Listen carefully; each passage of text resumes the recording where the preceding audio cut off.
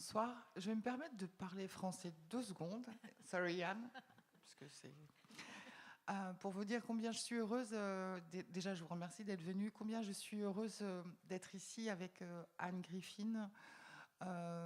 C'est le premier auteur irlandais que je publie chez Delcourt, même si j'ai une passion pour cette littérature depuis toujours. Et je suis heureuse que ce soit ce livre, parce que pour moi c'est un grand, grand roman irlandais. Et c'est un livre qui m'a profondément touchée et qui m'habite depuis que je l'ai lu. Donc je suis vraiment très heureuse que Anne soit avec nous. Et je voulais remercier aussi Claire Desserrey, la traductrice d'Anne, qui a fait un petit voyage pour venir, pour être présente ici ce soir. Alors je lui ai fait une petite blague tout à l'heure, je lui ai dit qu'elle allait poser toutes les questions. Parce qu'un traducteur, quand il traduit un texte, quand il passe tout ce temps avec l'auteur, se pose beaucoup de questions. Et je me suis dit que la personne la plus apte à poser les questions ce soir, c'était Claire. Et je vois déjà qu'elle m'en remercie des yeux. Donc je vais lui passer la parole pour la première question. Well, sorry for my English, which is not... which is excellent. No, no. Can I just say? So, Anne. Claire. So tell us how you came to be a writer, first of all. I came very late to writing, Claire. I was 44 when I started to write 6 years ago. Before that, in my 20s, I had worked in bookselling. I'd worked for Waterstone's booksellers on Dawson Street in Dublin, and you're going to make me push my microphone further toward me. Yeah. Okay, so in Dawson Street in Dublin and also in Covent Garden in London. So I had 8 glorious years working in bookselling, absolutely adored it. And I worked with people like John Boyne. I'm sure people know John Boyne. I actually employed John Boyne in Waterstones. I remember him walking in with in his red sports jacket and his briefcase. And I had never, ever interviewed anyone for a job in bookselling who brought a briefcase. So I thought, yeah, I'm giving you the job. And I worked with other people like Paul Murray, Sarah Webb, who's a children's writer in Ireland. And also there's an author called Audrey McGee who worked part-time with us for a while. So I was surrounded by these wonderful aspiring writers. Never occurred to me that I should do the same, because I was a historian. That sounds really like I was good at it, but I wasn't actually that good at it. I did my degree in UCD, but I was the worst kind of historian. I couldn't remember a date to save my life. I couldn't remember what this war was about and what that war was about. It just wasn't me. I was into people. I was into social history. And I was very much into Irish women's history as well. So all of the professors in UCD were a bit like, oh, here she comes again, the feminist in the room. But anyway, here I am wandering off the point already, and I'm only at age 21. So we've got 20 years to go of my history before I get to why I started writing. I will say this. So these wonderful aspiring writers in Waterstones, I thought they were amazing. I was so impressed by their world, but I never thought for 1 second that's what I should do. Instead, I went off and I started to work for charities. I had been volunteering with the Rape Crisis Centre in Dublin and with other organisations. And I thought to myself, you know what, I'm going to see what it would be like to have a career in that. And so for 20 years, I worked in the charity sector. And I was frontline worker. I worked with asylum seekers and refugees in the traveller community in Ireland. And I enjoyed it very much, but I wasn't the best at community development work because I tended to take everything home with me. I think I was too soft a soul. And so what I did was I went into the financial management within the charity sector. I went back to college for the 3rd time to study in accountancy. And then after about 10 years, I began to think, do you know what, money just is not me. As much as it is vital within the charity sector, and as much as I knew I was doing a vital job to support those people who worked on the front lines, it just wasn't for me. And it was in a conversation with John Boyne one day, when I think this may have been the third or fourth time that I was trying to convince him that I would make an excellent PA for him who could travel the world with him. And he said to me, Anne, you should write. And that was in 2013.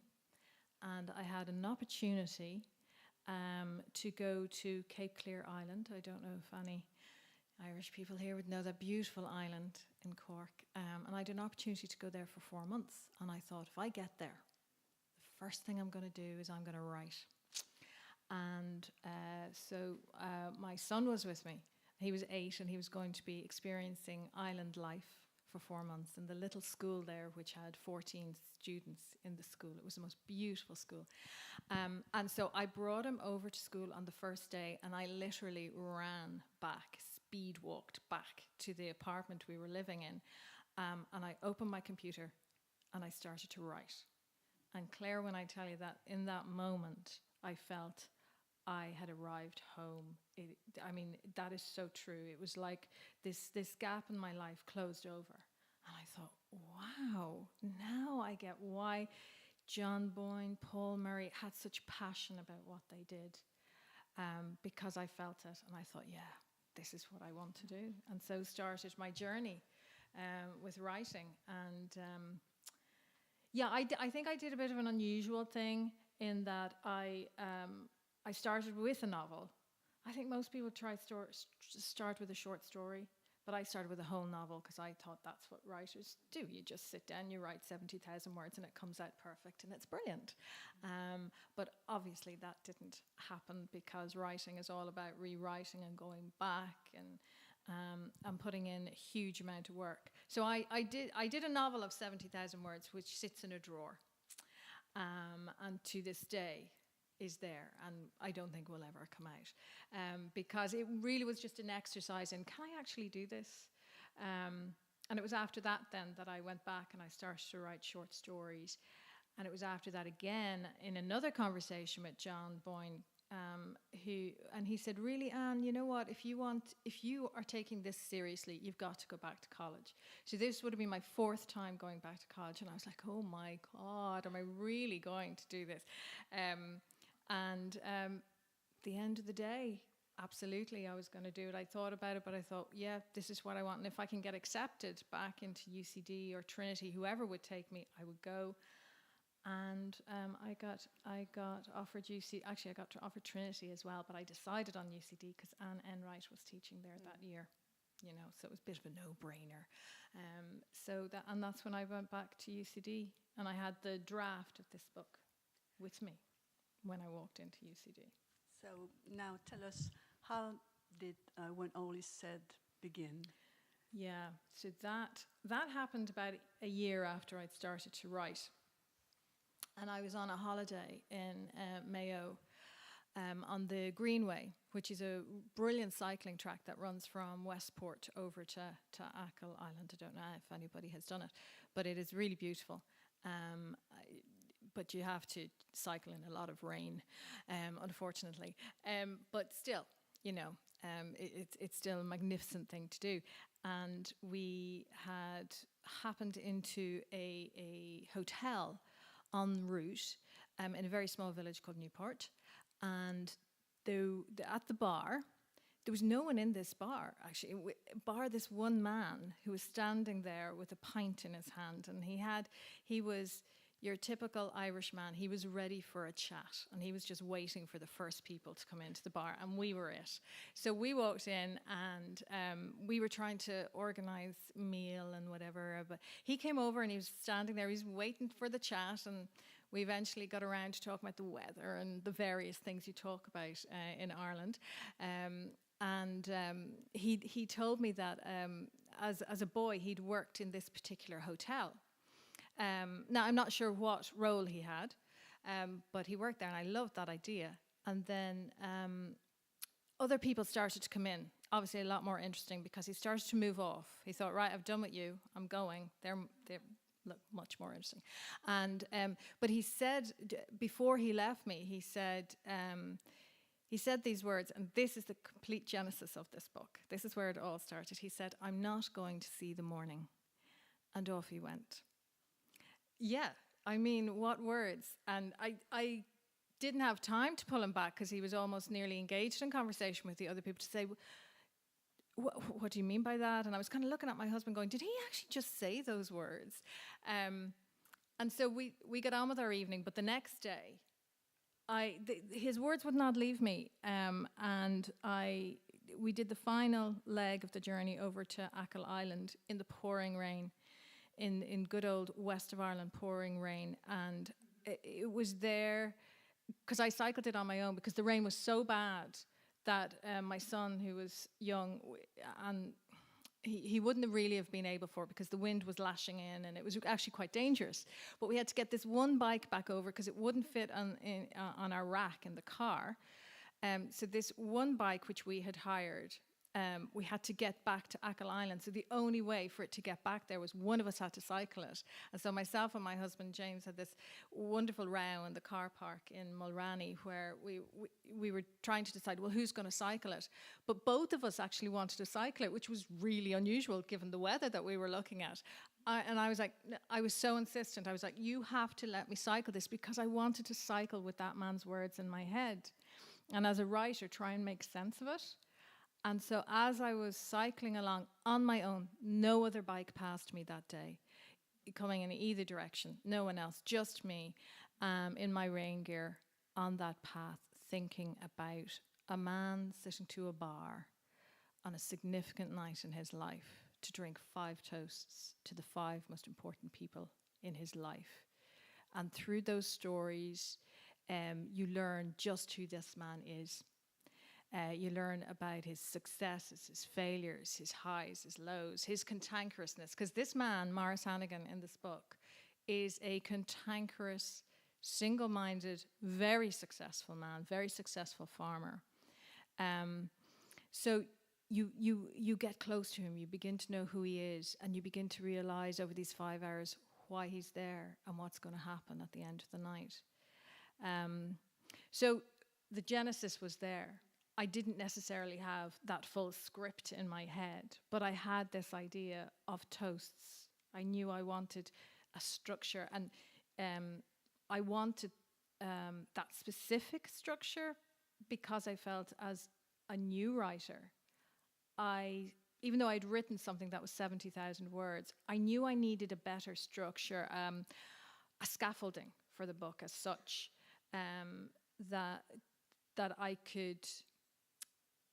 could achieve something better with a structure where it was like 5 stories, 5 individual stories. And I did steal that from, well, I didn't really steal it, I learned it from Donal Ryan and from The Spinning Heart, which I don't know if people have read here. And what I loved about The Spinning Heart was those 11 stories of those people.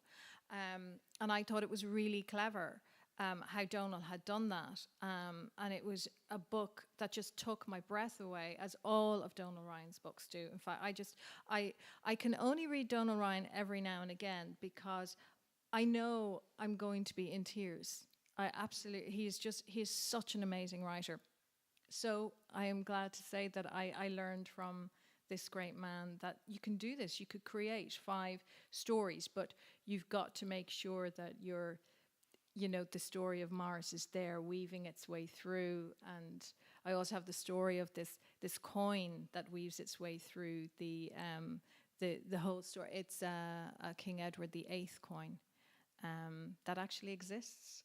Can I tell that story now? Because I really, really enjoy telling that story about. Okay, so there's this coin that's in the book, and the reason I was looking for something that I could have in the book that was going to forever hold Maurice Hannigan in connection with the Dollard family. Now, the Dollard family are the people that Maurice worked for. So essentially, they were in the big house, and Maurice worked for them. He came from a poor Irish farming background. And he went to work for them, and they were not nice people. And there is a story, a very sad story within it, about when his brother Tony dies of TB, and the Dollards won't allow his mother, who also works in the house, home, basically to say goodbye to her son. They insist she is to stay working. And this is something that Maurice never forgives this family for. But also Maurice is subjected to quite a bit of physical abuse from Thomas Dollard, who is a son of the family. And so the way Maurice could not afford, nor could any Irish family ever afford who worked for an aristocratic English family, to make trouble. But he wanted to do something. He wanted to get back at them somehow. So he stole this King Edward VIII coin. And this coin actually exists. But I suppose I made up a bit of a story around it. I said that there was only 6 in the world, but there's actually more. But they are very, very valuable. So this was the coin. It was called the coinage that never was. And this was reported in the papers at the time of the abdication, because obviously he was going to be king. So they had minted a whole set of coins. But then when he abdicated, they didn't go into circulation. But there were sovereigns, beautiful, beautiful sovereigns. And I said in my book that there were 6, but that King Edward VIII wanted a 7th. And so when he sat for the minters, he insisted they give him his 7th, which I said was not the tradition. And he wanted the 7th for Wallace Simpson. And the story I love about the minting, which is actually true about Edward VIII, was that when he sat for the minters, he should have sat in a particular way. And his face was to the side. So it was the profile, but it needed to be the opposite side to the previous king. Okay? Had to be. This was the tradition. Okay? He refused to sit in the way he was supposed to sit in because he said, that's not my good side. So he broke this tradition, this years old, 100-year, I don't know how many years old tradition of the British monarchy, because he wanted his other side. So I love that story. But so your book seems to be very structured, and Yes. I wondered, are there things that you were surprised you wrote, or everything was prepared in your head? Oh, no. I had a basic structure, but I didn't know who the people necessarily were going to be. And I suppose the way I write is I just start to write. I am not one of these writers who prepares. George Martin, who wrote The Game of Thrones, I love this. He says that there are 2 kinds of writers. There's your architect and there's your gardener. So the architect is the person who prepares and prepares and prepares. And for example, I was doing an event with Kit Duval, who wrote My Name is Leon and A Trick to Time, 2 beautiful books. And she is an architect. And she has Excel spreadsheets of her books and the plot and what's going to happen here, what's going to happen here. So she does that for months and months and months. I could not do that. I am a gardener. I literally start digging. I turn on the laptop and I start writing, and I'm not sure exactly what's going to come out. And so, yes, there are times when you're going down a road and you're going, oh, this is interesting. You know, how did I get here?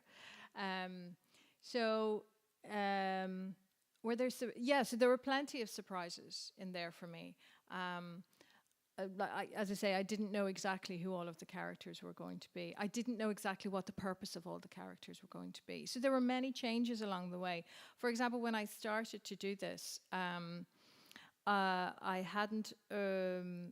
Maurice was just... So Maurice sits to the bar, he's talking to himself in his head, and he literally is just talking to the reader, essentially. But I changed it then, as I was writing, to him talking to his son in his head. And that was very significant. So yeah, there was a lot of things that changed as I went through. Yeah. And so this is very, well, for us French people, it looks like a very Irish book, because many things talk about Ireland, its history, and the way people live. But at the same time, all the people who read the book, the French people, say that they are very moved by it, and because it sounds, there's something in it rings, something inside of them, of everyone who reads. Is it something that you thought about when you wrote, or?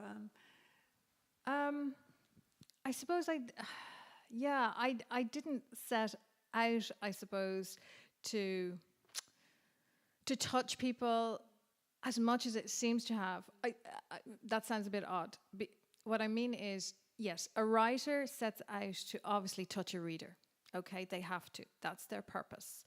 But I did not think it would have this huge impact that it's had. I'm getting emails from people all over the world telling me that they were deeply moved by Maurice and his story and his humanity. Because this is a man with regrets, a huge amount of regrets.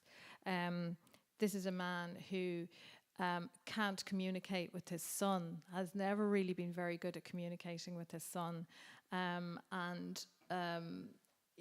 feels there's been this divide. Even though his son is a beautiful man, Maurice has never felt worthy. And I suppose people really get that flawedness of Maurice and understand it. And I was hoping that people would get that. And what I've been really, really amazed at is that people are saying this is what it is to be Irish, which is like a couple of people have written that on social media, and I'm like, wow, okay. That wasn't mine. I was never setting out to write the Irish novel or anything.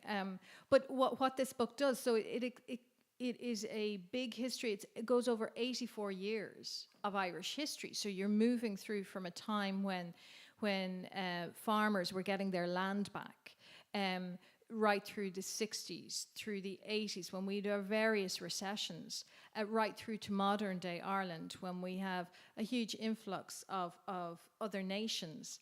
And so we're looking at Irish history through this man's eyes.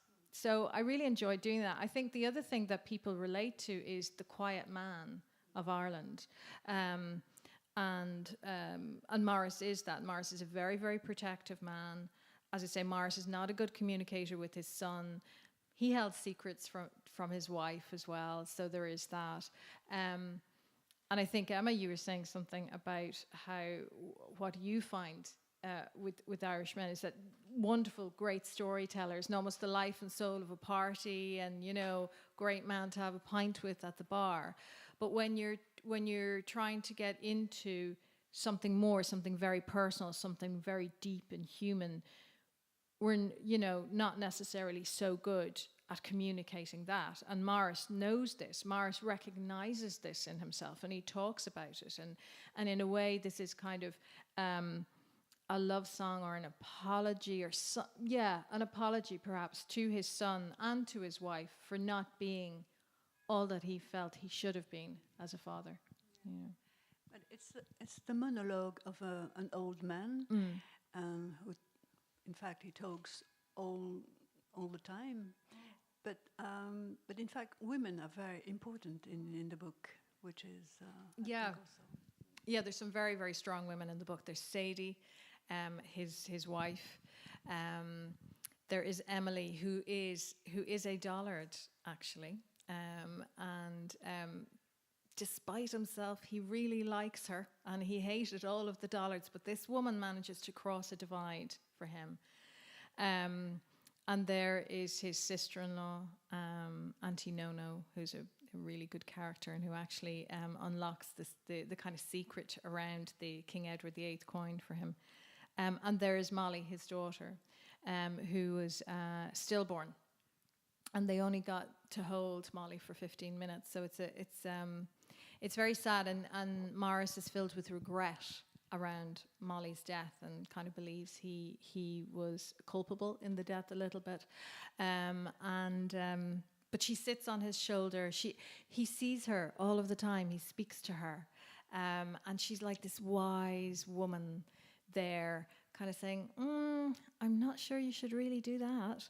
And so she's really important. So women are really, really important in this book. They're like the solid, wise characters in this book that are truly important to Maurice. There's also the barmaid. Nearly forgot Svetlana. Love Svetlana. So Svetlana is she comes in and out of the bar. So yeah, this is quite I think in a way this is quite a dramatic book, because I could see it on stage. Because there's this man sitting at a bar, and there's this woman that she floats in and out of the scenes, and she's funny, and she's got him. Like, she knows this man is a cantankerous old get, really, you know, and but she's having none of it, and she's quite funny with him, and he so warms to her. He really likes her, and there's some very special little moments, and she's only in it, like, she's not in it very long. She doesn't have a chapter, obviously, all to herself, her own story, but there's a lovely communication between the two of them. Enjoyed writing Svetlana a lot. Do you want to read a piece now? Yeah. Yeah. Yes, if that's okay. I'm going to read. So this is quite. So this is going to be about 15 minutes. it's a lot. So settle in.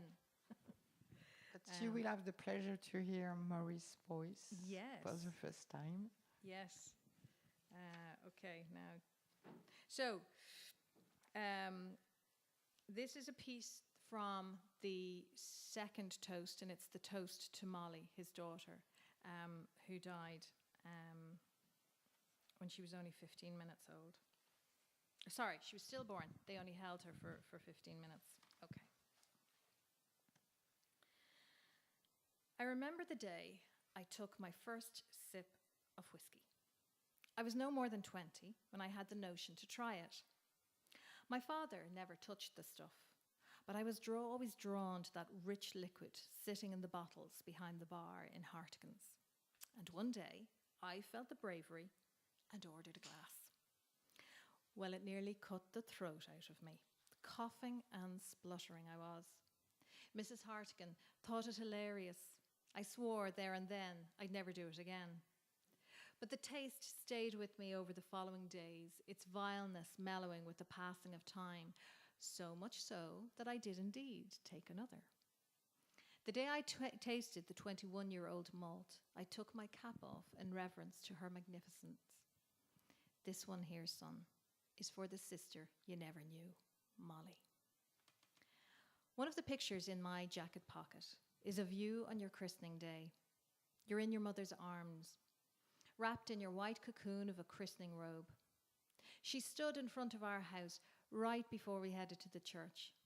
Of course, I'd pulled the old house down by then and built a brand spanking new one, a bit further up from the road. I think I'd a Ford Cortina back then, a red one. Sadie in her pink tweed suit with matching pillbox hat. She loved that suit. Hardly ever wore it. It was still in the wardrobe until recently, all packed away now with the rest of her stuff. She's looking down on you like you're the center of her world, like no one else matters. I only remember her looking like that one other time, 3 years earlier, before you came along.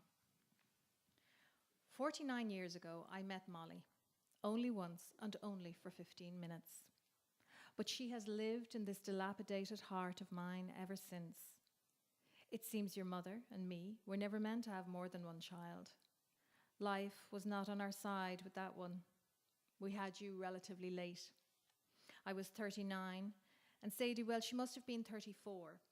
We'd been trying, of course, from the get-go, watched all around us have one baby after another while we were blessed with none. It was hard. I took my disappointment to the fields, to the dairy, anywhere but the house. Our silent burden, month after month, year after year, we fell deeper and deeper into the quiet sadness of it. Sadie wouldn't talk. Despite my fumbling attempts to engage her, if I'm being honest, I was relieved at her silence. What, after all, would I have said when I didn't even want to hear my own pain, let alone face up to hers? But still the guilt of that silence dogged me as I walked my lanes and turned the key in the tractor and blessed myself at the end of Mass. It sat on my shoulder, never letting me forget that I'd failed.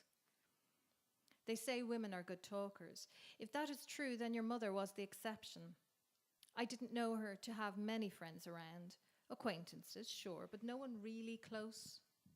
Early on, I suppose, when we were just married, she may have spoken to her mother, but I'm not convinced of that either. Their relationship didn't strike me as being that type. There was a love, but of the Irish kind, reserved and embarrassed by its own humanity. These days, people are all for talking, getting things off their chest like it's easy. Men in particular get a lot of stick for not pulling their weight in that quarter.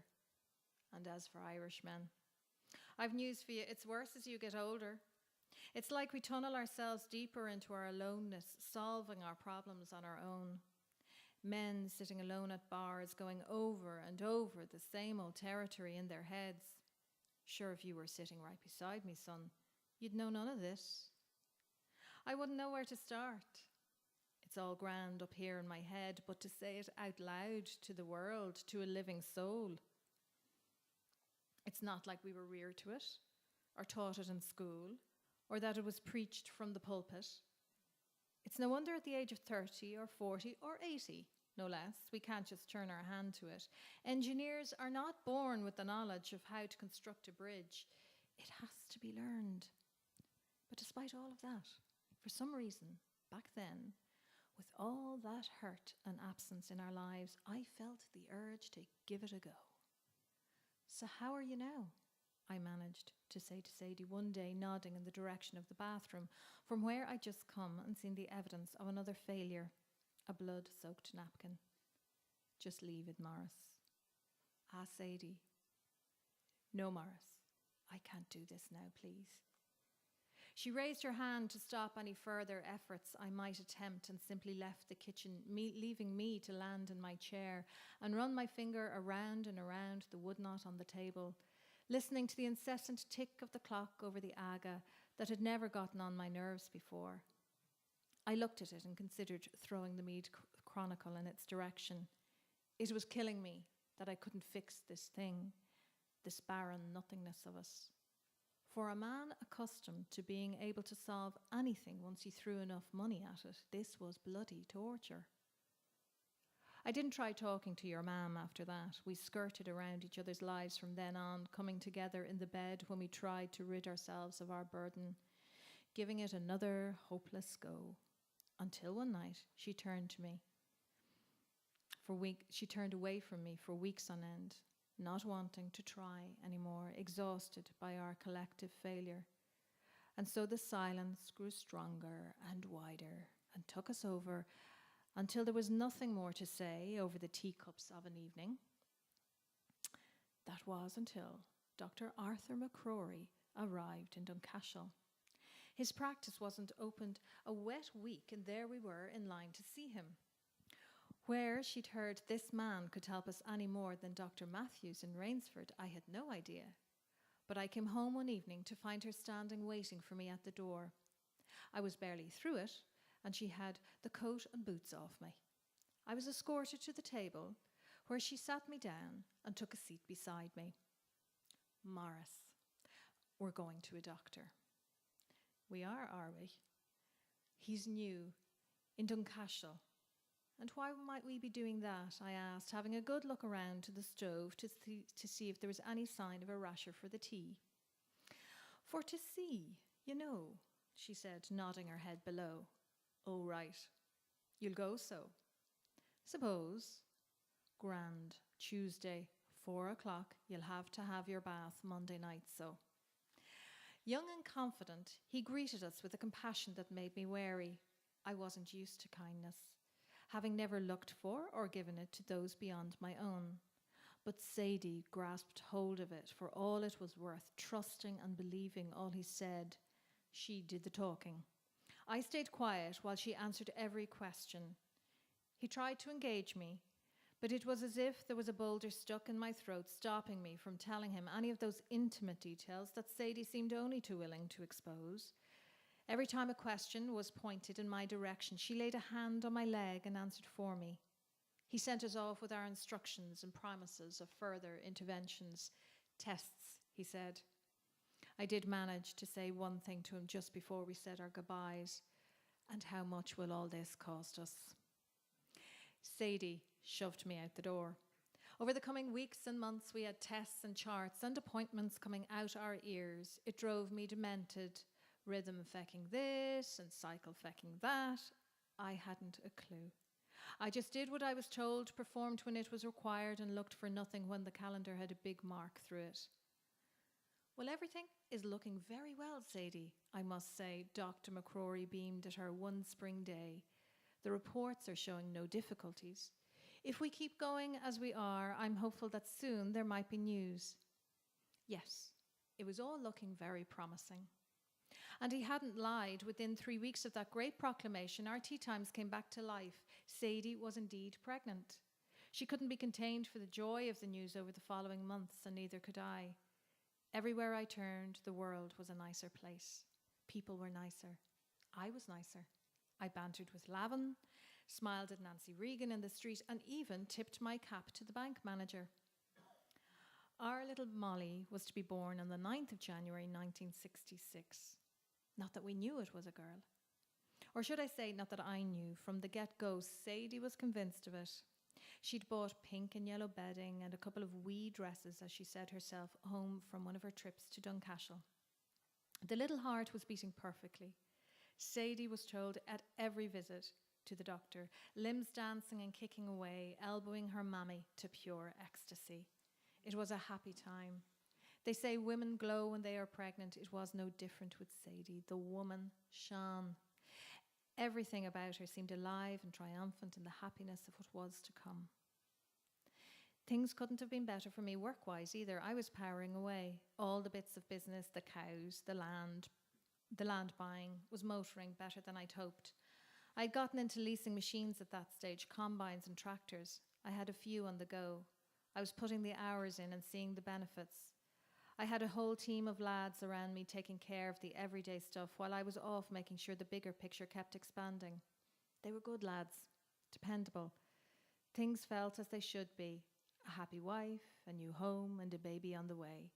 I was doing right by everything, by everyone, making sure they would never have to worry about anything and want for nothing, or so I thought. I arrived home one evening to find Sadie sitting in the kitchen staring at her 8-month-old bump, holding it. I can't feel her, Maurice, she said, looking up at me. Sure, she'll be asleep. I went over to her and hunkered down, putting my hand on hers, on Molly, having an old snooze. But not now, Maurice. She's usually doing somersaults at this time. Don't be worrying. I'll make the tea. You just go on in and have a lie down on the bed, I said, distracted by a meeting I had planned that evening with Jim Lowry, a solicitor from Navan. He was selling some land up in North Meath on behalf of the estate of a farmer who died a few weeks prior. I'd gotten a sniff of it on the grapevine and approached him immediately. I had plans to begin leasing my machinery up that end of the country. No one else was operating there at the time. It wasn't a huge farm by any means. What I wanted were his sheds. Big and modern they were, secure enough for my machines. The revenue would be good enough with Cavan, Monaghan and Louth on the doorstep. An opportunity not to be missed. Sadie did as she was told and lay in the bed all evening staring at her Molly's quietness. At 8, I popped my head around the bedroom door. Just gone out for a half an hour, Sadie. You sleep and I'll be back before you know it. I didn't wait for her reply, didn't respond to her worried face, simply marched my way out of there to secure another bargain. With not a shred of guilt or concern, I turned the key in the ignition and drove off down the driveway. At around 11, I came home with the deal done. Happy out. I crept into the bedroom, tiptoeing to the bed, only to find her still awake. Where were you? She said, her voice unsteady. I rang every hotel in the county looking for you. You said you wouldn't be long. It took a bit longer than I thought. I was sitting on the side of the bed taking off my socks. She's gone, Maurice. Her words steadier now, matter of fact almost, no tears, no hysterics. Was there blame, though? I can't remember the sting, even if she had intended it. Just, she's gone. We'd better go, she added. I got up and followed her to the car for the trip to Dublin. Not one word passed between us the whole way. They induced her the next day. 15 minutes. That's how long we held her, our little porcelain doll, with her golden hair, plump cheeks, a dimpled chin, and a red birthmark on her lower lip, like she'd been sucking away at it for all that time in her mammy. Still and quiet, she lay in Sadie's arms with no breath to feel the rise and fall of, to awe over. But that didn't stop your mother rocking and singing to her, her tears falling on the yellow blanket. Molly, she said. That's who she is, our beautiful Molly. I had to take her from your mother's arms. May you never, son, never have to do that. It felt as if someone had my insides in their hands and was squeezing them as tightly as possible, trying to drain the life and will from me. I felt the physical pain of it as I gently took Sadie's hand away, cradling the bundle of our making in the crook of my arm. She was magnificent, that little thing, our magnificent Molly. I lay my lips against her soft cheek and let my body convulse in the grief of never knowing her and of never being afforded the opportunity. I'm so sorry, I whispered into her ear, into the crisp cotton smell of the blanket. Sorry for not having whisked her and her mother away to the hospital the minute I walked in the door the previous night, giving the mite the chance she deserved. Thank you.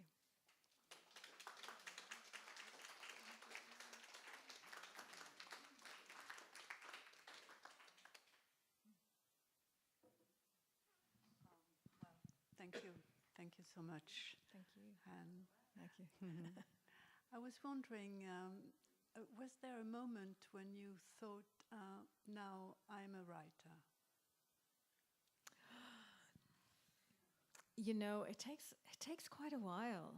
It really does. And I was too embarrassed to tell people I was a writer because it's such an amazing thing in Ireland. I mean, it's personally, I just revere writers, always have thought they are this special breed of people. And so to start to even say the words, yeah, I'm doing a bit of writing at the minute, I thought people will think I have notions about myself. Oh, there she goes, she's a writer.